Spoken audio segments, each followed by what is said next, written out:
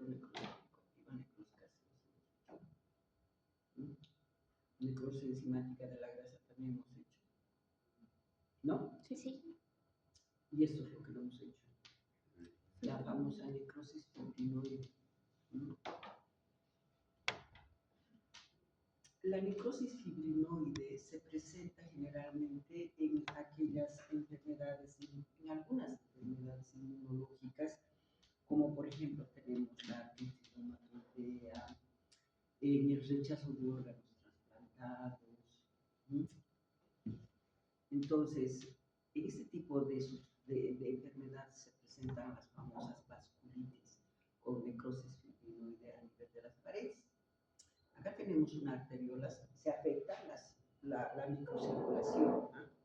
Entonces, acá tenemos una arteriola que está presentando una necrosis fibrinoide. Puedes ir a la más allá.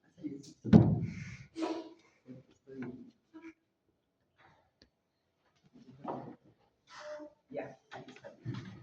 Entonces, ahí tenemos una arteriola que presenta una pared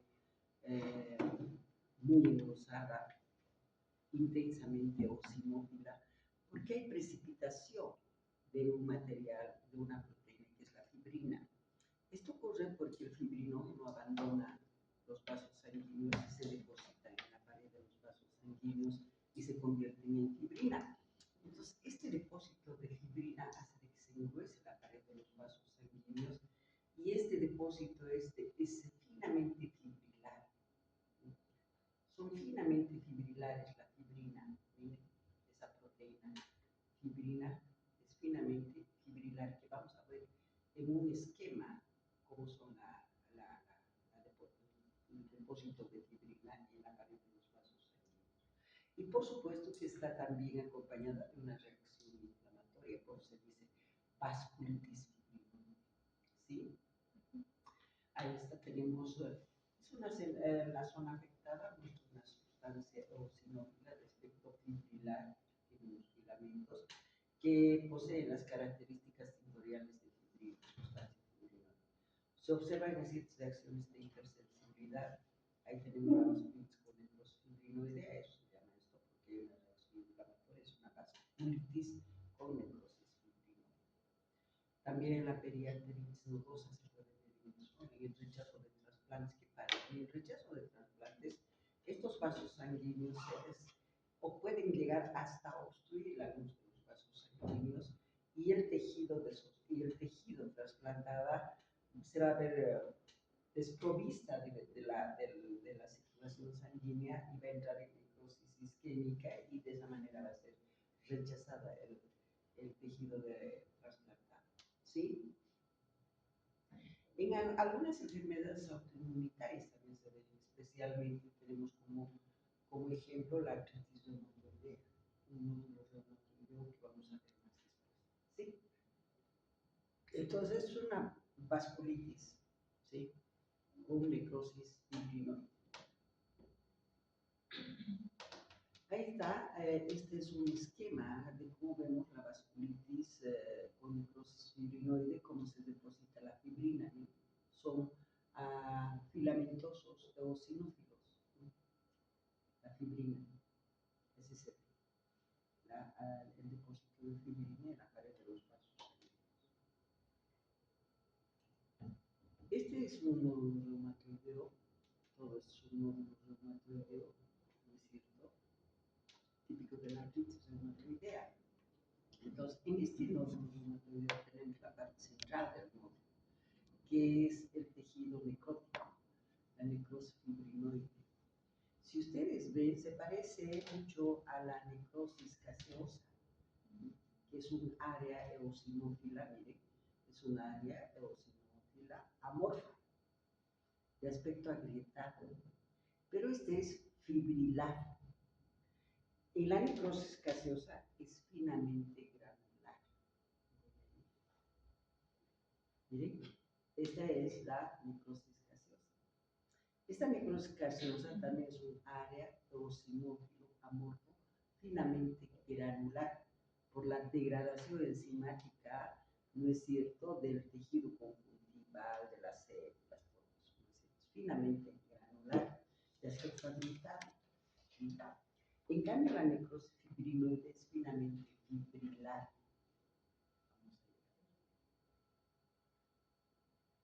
¿No es cierto?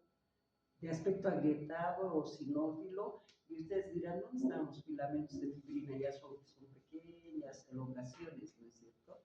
Ahí se puede ver, pero a mayor aumento, ahí está. Miren, acá tenemos filamentos fibrilares, ¿no es cierto? Se pueden ver por acá, filamentos fibrilares, no son granulares. Entonces, área eosinófila amorfa, finamente fibrilar, de aspecto agrietado. Igual, necrosis fibrinoide, que es la parte central de un grupo reumatoide. Esto vamos a ver también en la reacción inflamatoria crónica, porque es parte de una reacción inflamatoria granulomatosa. Hasta ahora hemos hecho acúmulo de sustancias anormales en células anormales. ¿Se acuerdan los cuerpos de Mallory?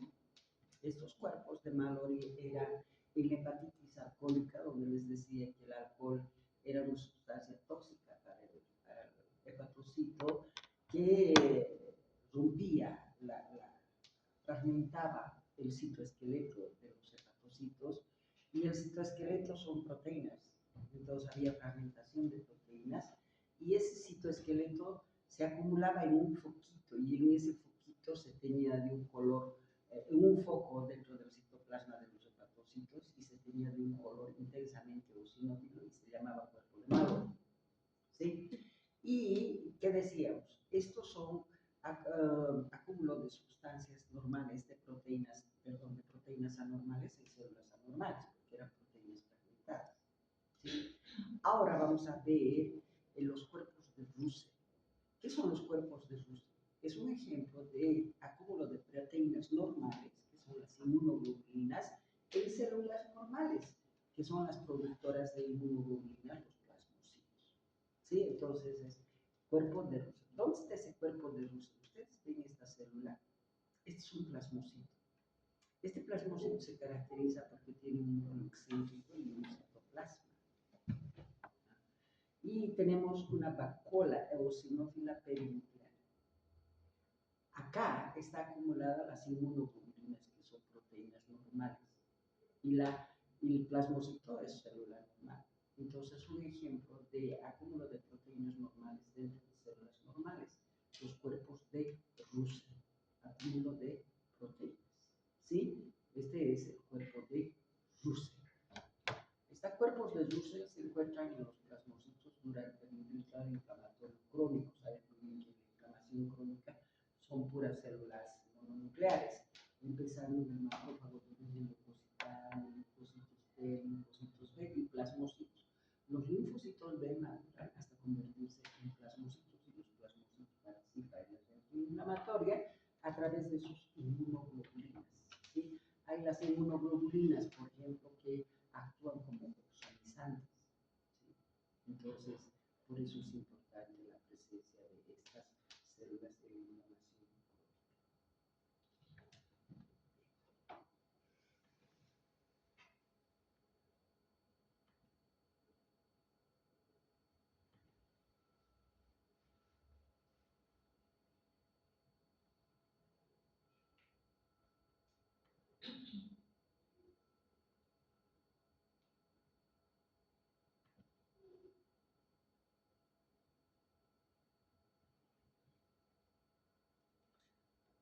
Estamos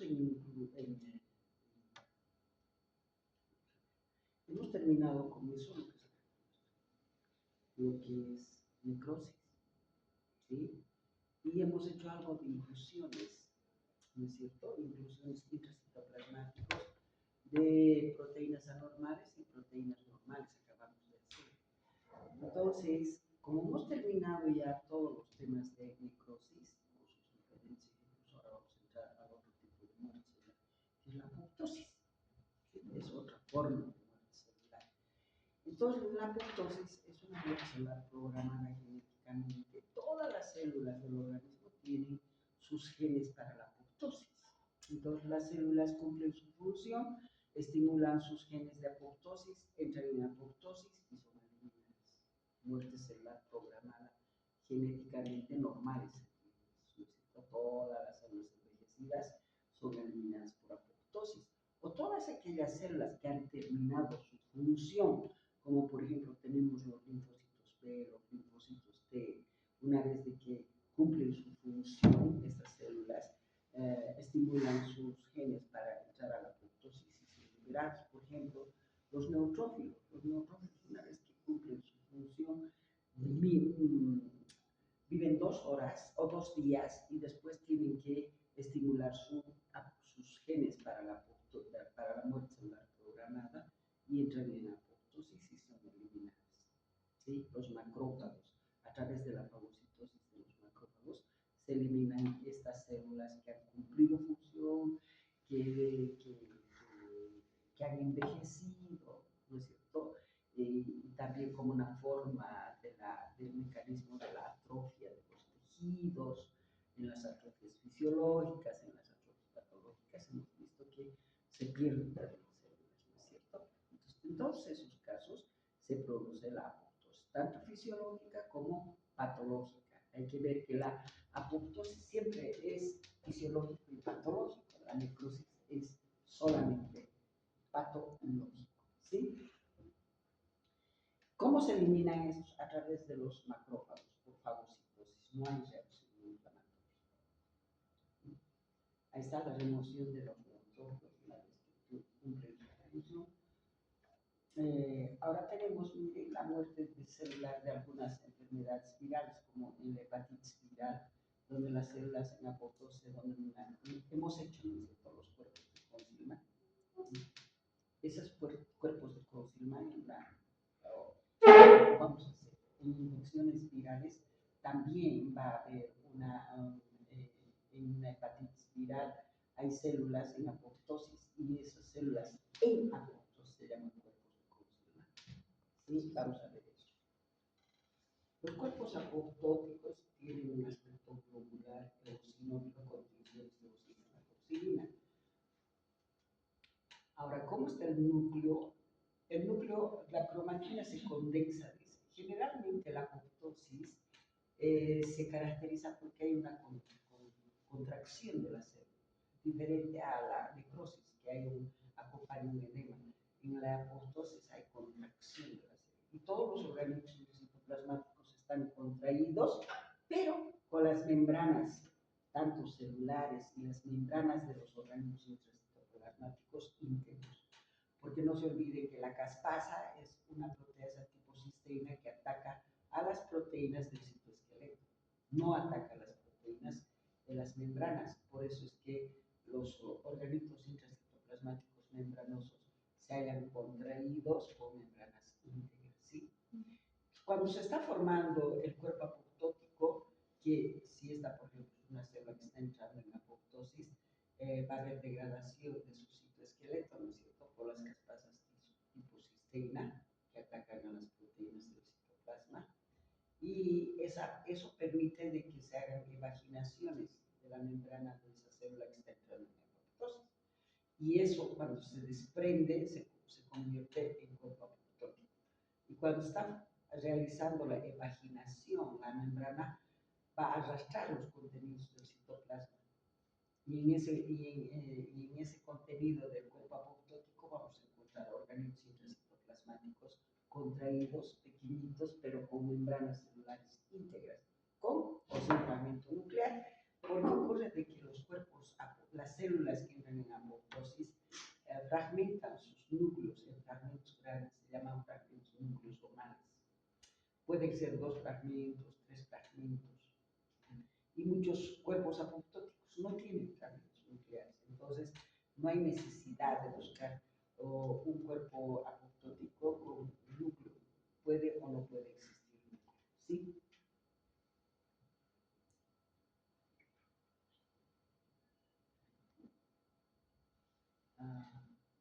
Remoción de los tejidos no va acompañada de reacción inflamatoria. Actualmente es muy importante la aplicación de estimulación de la apoptosis de las células. Especialmente en los tumores malignos se utilizan los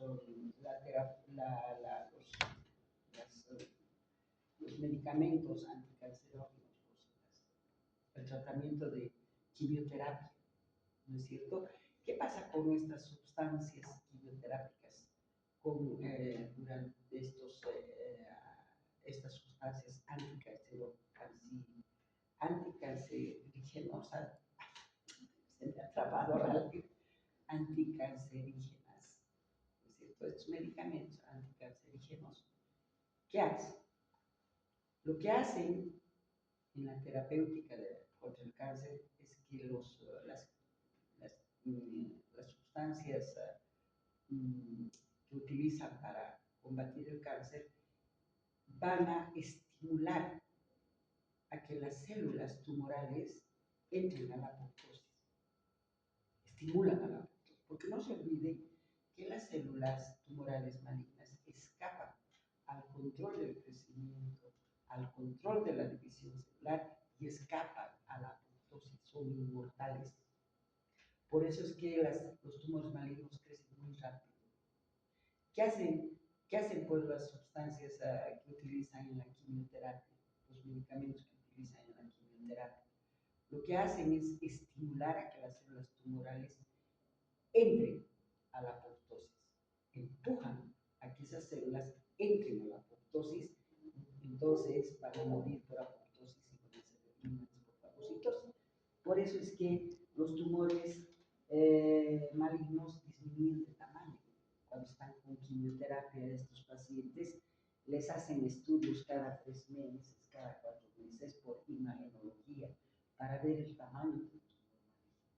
Entonces, si disminuye el tamaño del tumor maligno, está dando buen resultado la quimioterapia.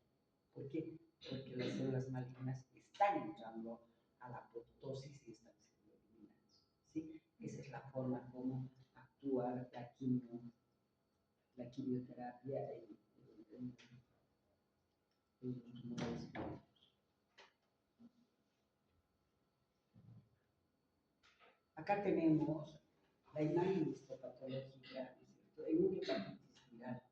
Miren, en una hepatitis viral se observan cuerpos apoptóticos que se encuentran en el centro de la lámina de la imagen. Miren, hay 3 cuerpos apoptóticos que son globulares, eosinófilos y uno solo con cuerpo con fragmento nuclear. Miren el fragmento nuclear tan grande. Se llama fragmentos nucleares nucleosomales. ¿Sí? Un fragmento nucleosomal. O sea, son grandes los fragmentos. En cambio, en la necrosis, la fragmentación de los núcleos son bien chiquititos por la fragmentación enzimática, ¿no es cierto? Se ven así bien pequeñitos, basófilos. En cambio, aquí en la apoptosis son fragmentos nucleosomales, grandes. ¿Pueden o no pueden tener fragmentos nucleares los cuerpos apoptóticos? ¿Sí? Esta es la fiebre amarilla donde vamos a ver la, la apoptosis, ¿no es cierto? Los cuerpos apoptóticos, aquellas células, aquellos hepatocitos que están estimulando su apoptosis y se llaman cuerpos de Kuhn-Silman. ¿Sí? Entonces, ¿qué decimos? Compromiso hepático de la fiebre amarilla. Para decir que es una fiebre amarilla y que estos son cuerpos de Kuhn-Silman, que es típico de la fiebre amarilla, el hígado, vamos a ver, esta es la vena centronuclear, este es el ovulio todo esto, la parte central del ovulio, la parte media del ovulio, medio zonal se llama, y la parte periférica.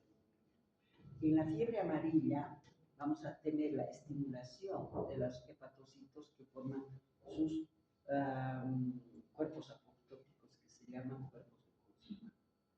¿Sí? Estos son los famosos cuerpos de Kuhn-Silman.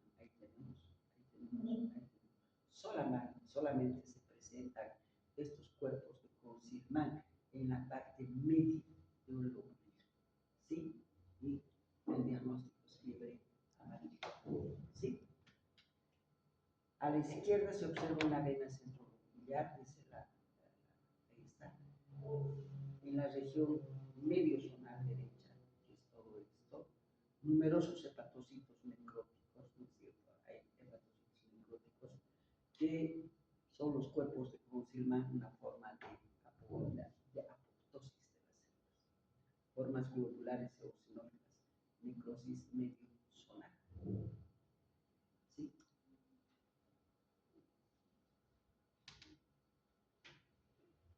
Hemos visto los cuerpos de Consilman.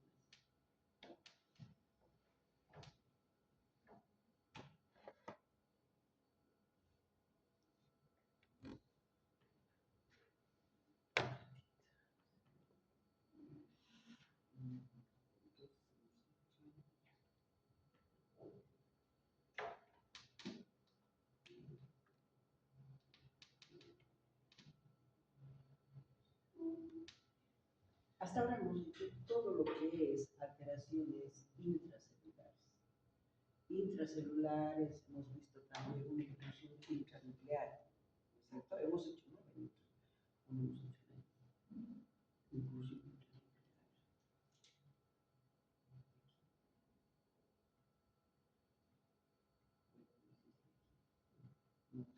No hemos hecho la inclusión intranuclear, ¿no?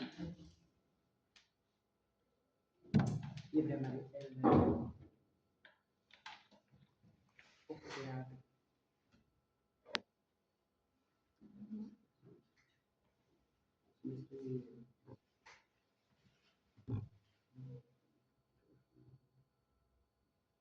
Citomegalo.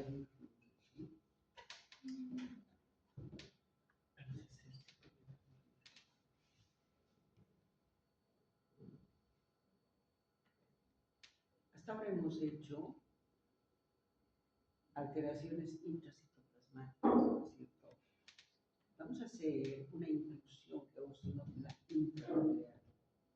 Hemos hecho inclusiones o degeneraciones eosinófilas citoplasmáticas, ¿no es cierto?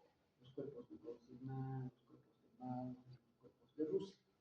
Ahora vamos a hacer una inclusión intranuclear, que también es eosinófila.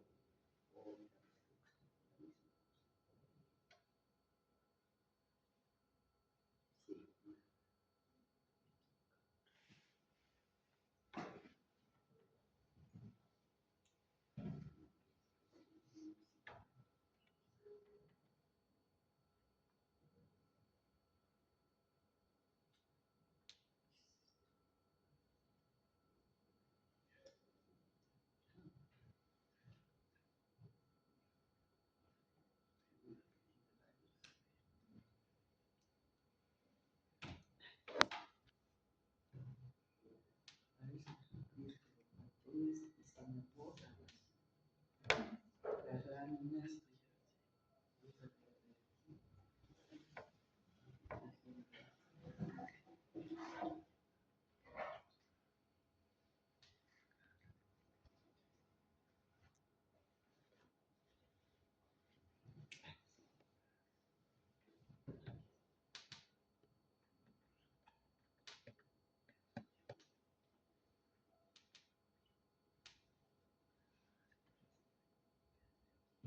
Hasta ahora hemos hecho inclusiones intracitoplasmáticas o degeneraciones hialinas intracitoplasmáticas, cuerpos de madres, cuerpos de Consilman, ¿no es cierto? Y cuerpos de Rusia. Ahora vamos a hacer una inclusión intranuclear. Generalmente son los virus los que penetran en la célula y llegan hasta el núcleo. ¿Por qué? Porque el virus tiene una sola cadena de ARN y para replicarse necesitan de utilizar el ADN de la célula que han invadido, ¿no es cierto? Y de esa manera se replican y empiezan a proliferar. Por eso es que son intranucleares los virus. Y aquí tenemos una inclusión intranuclear. Este es el virus, ¿no es cierto? Estamos in situ. Esta es una glándula, ¿no es cierto? Es una glándula y esta glándula está mostrando células epiteliales productoras de moco, porque los núcleos están rechazados hacia la membrana basal y tienen abundante vacuola abundante citoplasma maculano claro, ¿no es cierto? Es porque produce moco. Y si todas estas son células epiteliales normales productoras de moco, aquí tenemos una célula completamente alterada. Y aquí dice, vista de una glándula que muestra una célula aumentada de tamaño. Es una célula epitelial que está aumentada de tamaño por relación a las otras. ¿No es cierto? Se llama citomegalia, porque está aumentada de tamaño. Citomegalia. Cuyo núcleo posee una inclusión hialina. Esta es la inclusión hialina, que es el virus. Pero esta inclusión hialina, que es el virus, está rodeada de un halo claro, ¿sí? Como un ojo de ave, ¿sí? Con tensiones de oxidematoxilina.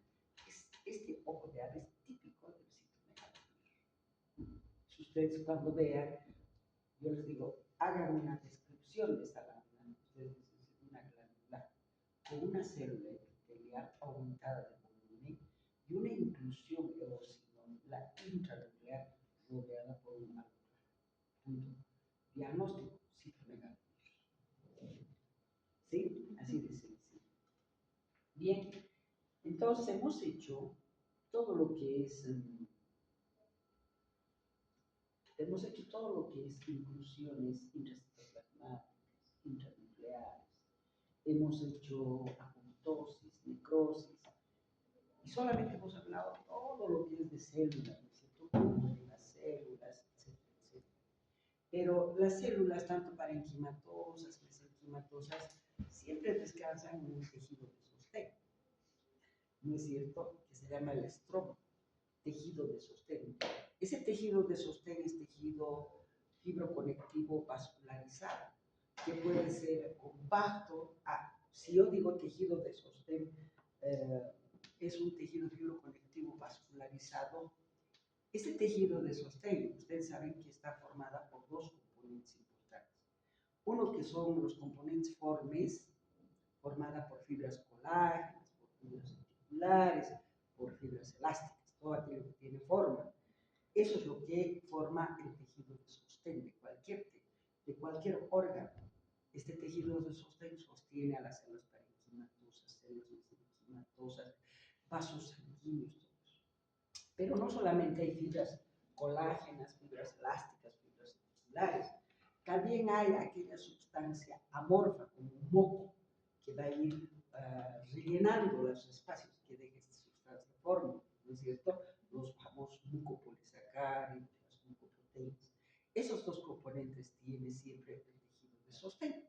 Bueno, ahora bien, este tejido de sostén, algunos órganos, como es el páncreas, el miocardio, puede sufrir invasión de otro tipo de tejidos, también mesenquimatosos. No estamos hablando de tejidos epiteliales, sino de tejidos mesenquimatosos. Entonces, por eso es que vamos a hablar nosotros de la infiltración grasa del estroma. Ya saben que el estroma es el tejido de sostén, ¿sí? O penetración grasa. ¿Qué significa eso? Que vamos a ver tejido adiposo maduro normal entre entre las células parenquimatosas del órgano que está siendo invadido, ¿sí? Como por ejemplo el miocardio y el páncreas. Aquí dice infiltración grasa del estroma o penetración grasa. Vamos a ver grasa madura. Entonces vamos a ver adipocitos maduros normales. Tiene que ser adipocito maduro normal para hablar de infiltración grasa en el estroma de algunos órganos, en este caso miocardio y páncreas. Porque si apareciera un adipocito inmaduro, eso ya no es infiltración grasa, eso ya es un tumor maligno del tejido adiposo, ¿sí? Un liposarcoma. Porque en un tejido maduro no tiene por qué haber adipocitos inmaduros. Los adipocitos inmaduros en personas maduras como nosotros ya es un problema patológico, es la presencia de un liposarcoma. ¿Sí? Entonces lo que nosotros vamos a ver es solamente penetración de tejido adiposo maduro normal en el separando los tejidos parenquimatosos del miocardio y del páncreas. ¿Sí? Entonces se encuentran células adiposas maduras entre los ganglios pancreáticos o entre las células miocárdicas cuya función no se halla en principio afectada. Generalmente no afecta la función de estos órganos, sino es muy extensa la penetración de este tejido adiposo maduro normal. Ahí está, infiltración grasa al estroma pancreático, al tejido de sostén. ¿Sí? Entonces, estos son los ganglios pancreáticos, ¿no es cierto? Los acinos pancreáticos. Miren, perdón, he dicho los ganglios pancreáticos, perdón, los acinos pancreáticos, miren, acino pancreático, ¿no es cierto? Y esos acinos pancreáticos están siendo separadas por este tejido adiposo maduro normal, porque son adipósitos unilocuados. A eso se llama penetración grasa o infiltración grasa. Si nosotros tuviéramos aquí lipoblastos, o sea, adipósitos inmaduros, eso ya sería un liposarcoma que está invadiendo al páncreas. No es ese el caso. Por eso se dice infiltración grasa. ¿Sí? Así de sencillo. Es benigno. También tenemos en el corazón, el miocardio. Si ustedes ven, estas son células musculares lisas, grupos de células musculares lisas cardíacas, ¿no es cierto? Y están siendo separadas por adipocitos o por grupos de adipocitos maduros normales. Ahí está, que son univoculares. Acá tenemos la membrana celular del adipocito. Todo esto es grasa neutra y el núcleo rechazado hacia la periferia. Es un adipocito maduro normal. Esto es infiltración grasa. Infiltración grasa. Si nosotros tuviéramos un lipoblasto aquí, esto es liposarcoma, invasión del liposarcoma al miocardio del corazón. No es el caso. ¿Sí? Bien, esto de la degeneración hialina lo hemos visto cuando hemos empezado a hablar de necrosis, ¿no es cierto? Que es hialino con intenciones de cinematoxilina, ya han visto que es un color eosinófilo intenso, ¿no es cierto? Hemos visto los cuerpos de Mallory, hepatitis alcohólica, acabamos de ver los cuerpos de Russell, acabamos de ver las inclusiones virales, ¿no? También hemos visto otro tipo de degeneración hialina. Ahora vamos a ver depósitos extracelulares, como son la colagenización. Les decía de que en el tejido conjuntival hay dos componentes, formes y amorfos. Entonces, cuando los componentes formes, las fibras colágenas son en gran cantidad, se llama colagenización del tejido de sostén. Colagenización del tejido de sostén. Y cuando el otro componente es en mayor cantidad, el componente mucoso, el componente de glucopolisacáridos, eso se llama la degeneración mixomatosa. ¿Sí? Eso es lo que vamos a ver ahora. La colagenización del tejido fibroso. Tenemos como ejemplo la cicatriz o el queloide. ¿Sí? En un proceso reparativo de los tejidos lesionados, en la teoría les decía, por ejemplo, en una incisión quirúrgica, al día siguiente puede aparecer el tejido de granulación, que es el tejido que se está reconstruyendo, se está reparando. Y se separan estos tejidos siempre con la formación primero del tejido de granulación. ¿En qué consiste el tejido de granulación? Es un tejido fibroconectivo altamente vascularizado y muy especializado. Este tejido de granulación se caracteriza porque el 96% de este tejido de granulación, tejido conjuntival, es puros vasos sanguíneos. Puros vasos sanguíneos inmaduros. porque recién están formados.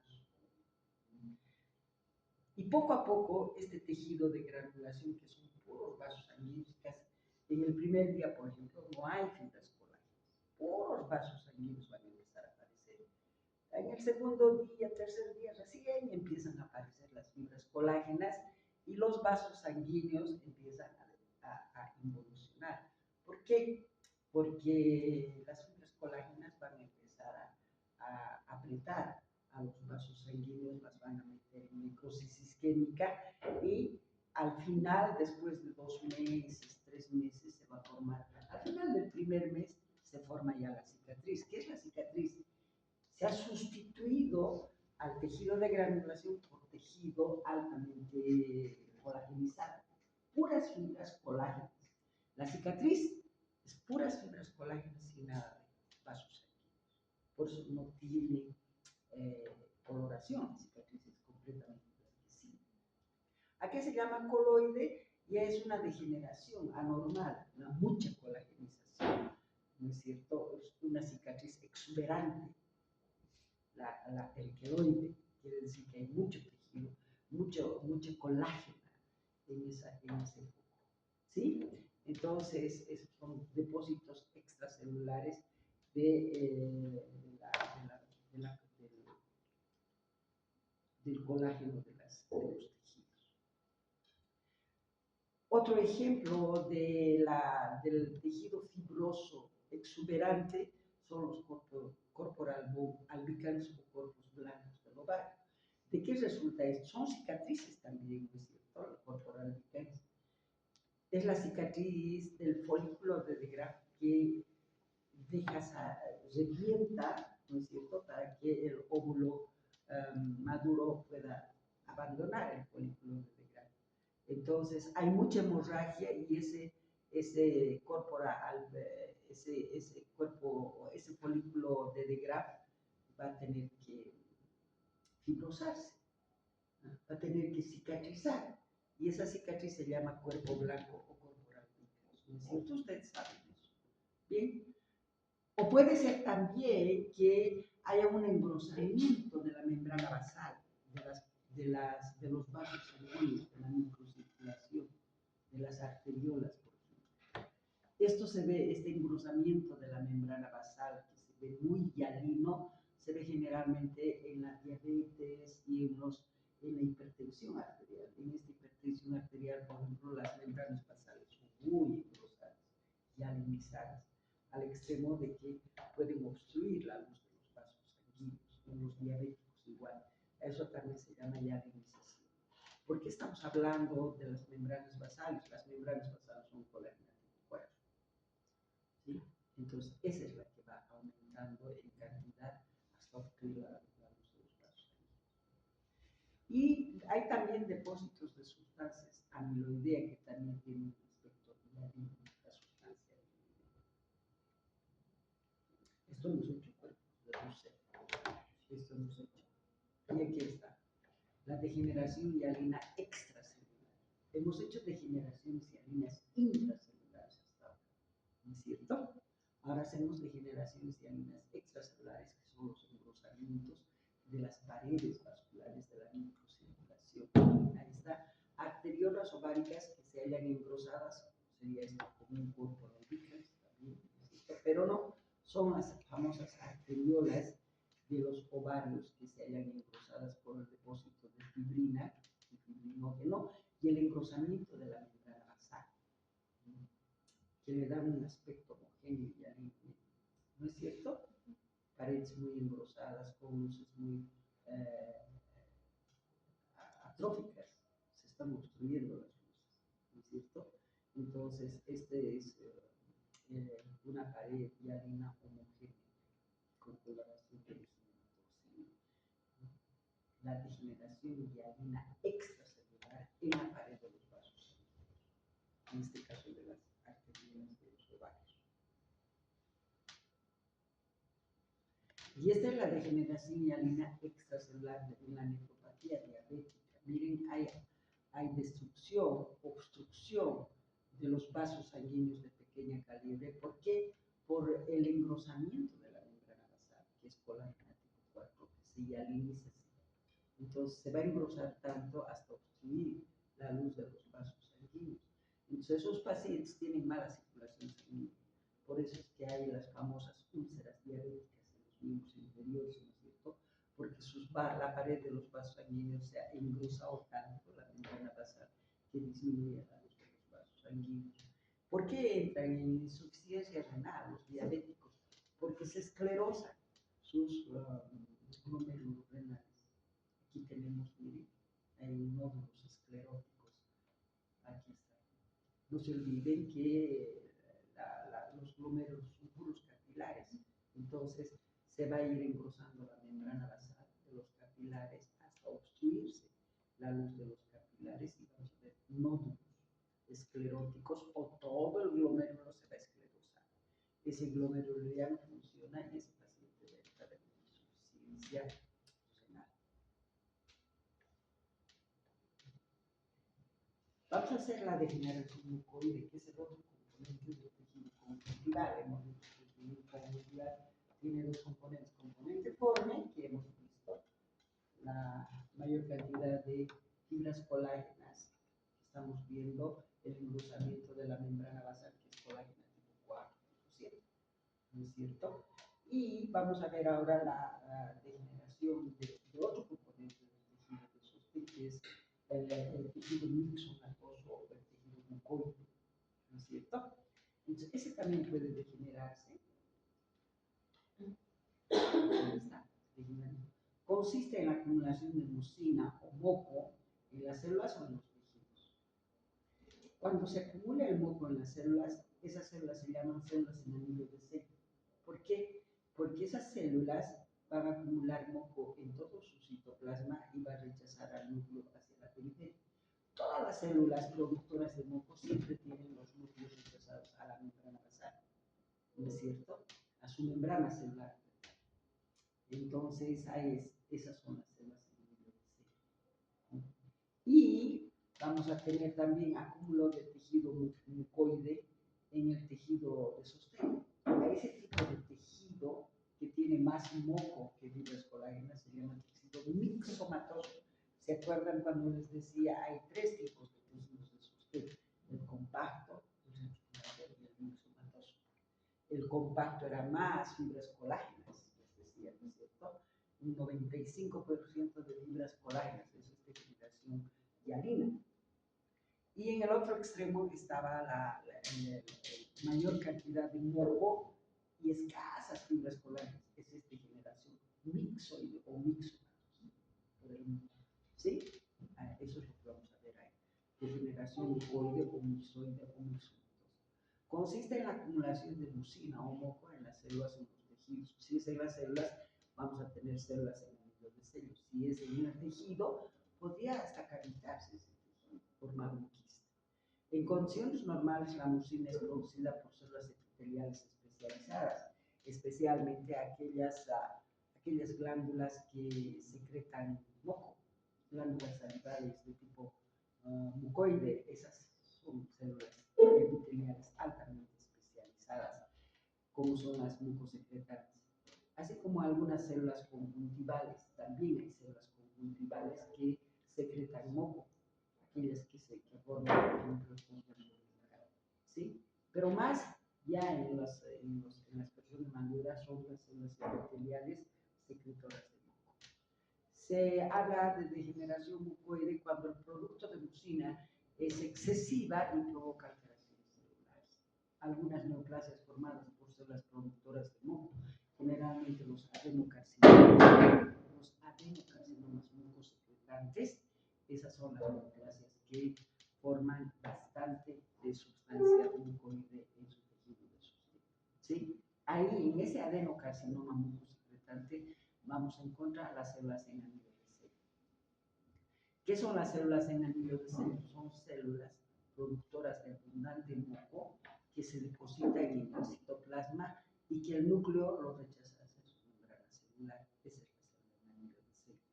Y tenemos el tejido que tiene mucho moco, es gelatinoso mucoide, ¿no es cierto? Ahí tenemos las las células sin anillo de sello. Esta es una degeneración mucoide, ¿sí? De un adenocarcinoma. Ahí tenemos, este es el tejido mixomatoso. A esto nosotros decimos tejido mixomatoso, porque hay cualquier cantidad de moco con tinciones de osinematoxilina, no se tiñe el moco, y hay escasas fibras colágenas que son necesarias. Está mal teñida esta lámina, debía haber sido más rosadita, ¿no es cierto? Pero aquí está media amarilla, ¿sí? Son fibras colágenas, porque dice aquí condiciones de osinematoxilina, entonces esto debería de ser un color rosado, ¿sí? O puede ser también que la lámina haya sido muy antigua y se ha deteriorado el sí. Pero aquí tenemos el moco como se tiene con tinciones de osinematoxilina. Es el tejido mixomatoso, ¿sí? ¿Quiénes producen este moco? Las células epiteliales productoras de moco, que son estas. Estas tienen abundante citoplasma, tienen moco que rechaza el núcleo hacia la periferia, células en anillo de sello. Ahí está, núcleo periférico, células en anillo de sello productoras de moco, y este es el tejido mixomatoso.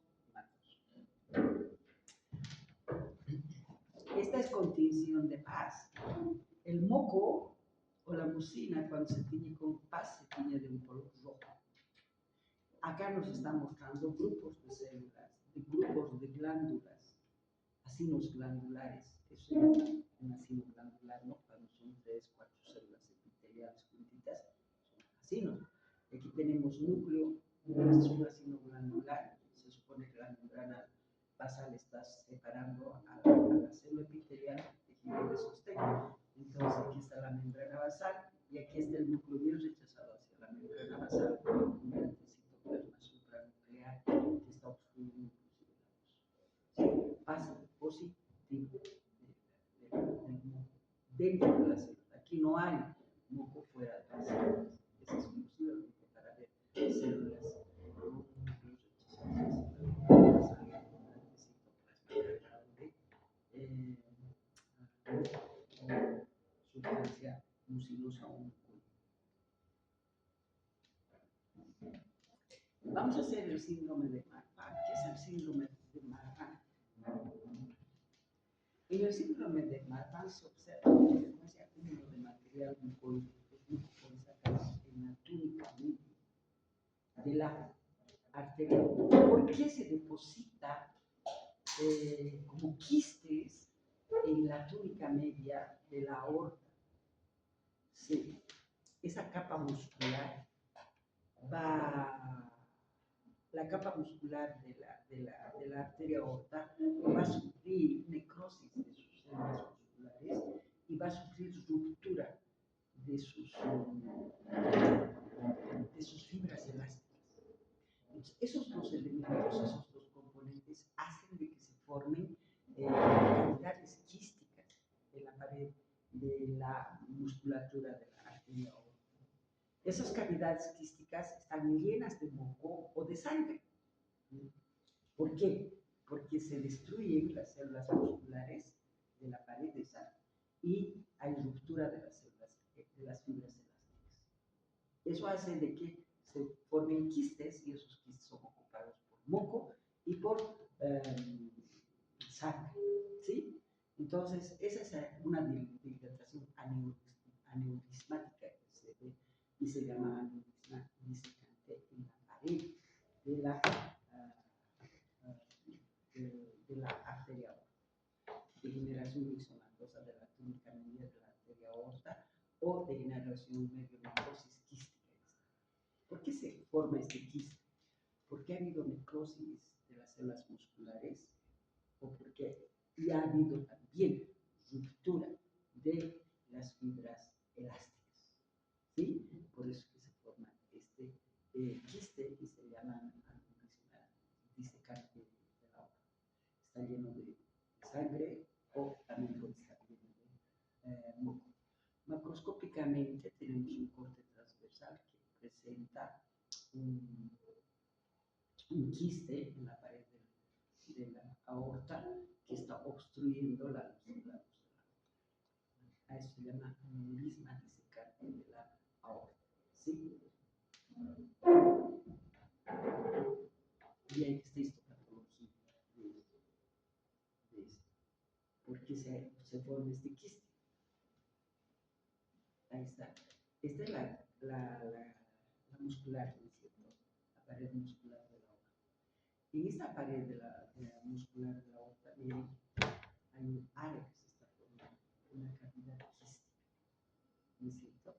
En la pared muscular, que está lleno de muco.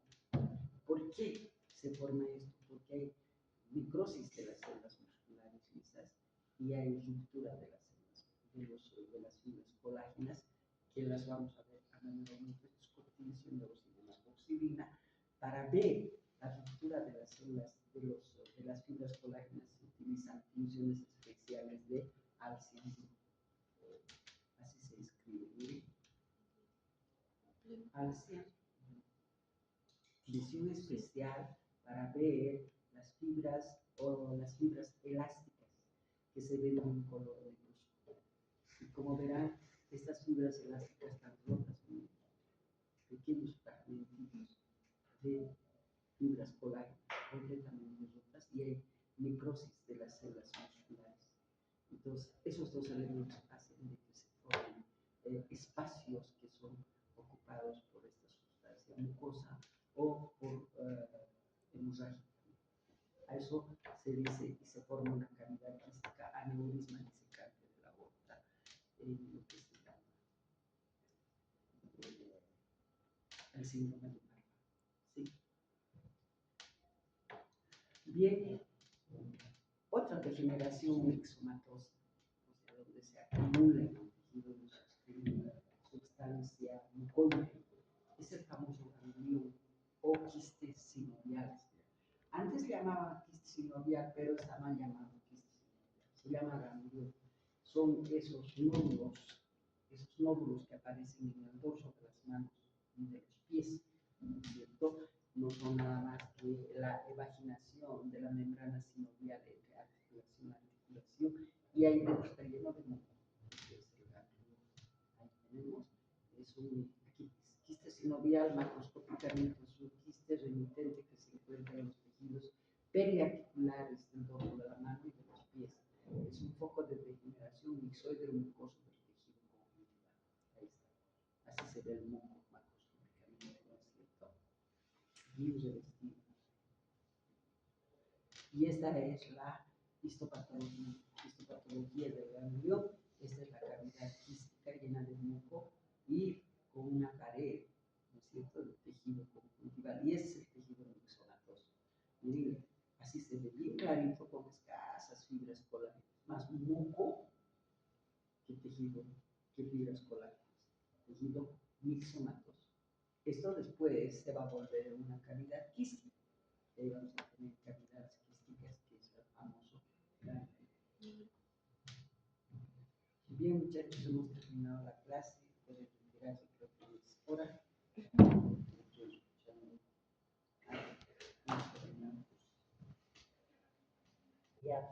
Ya lo he dicho. Sí.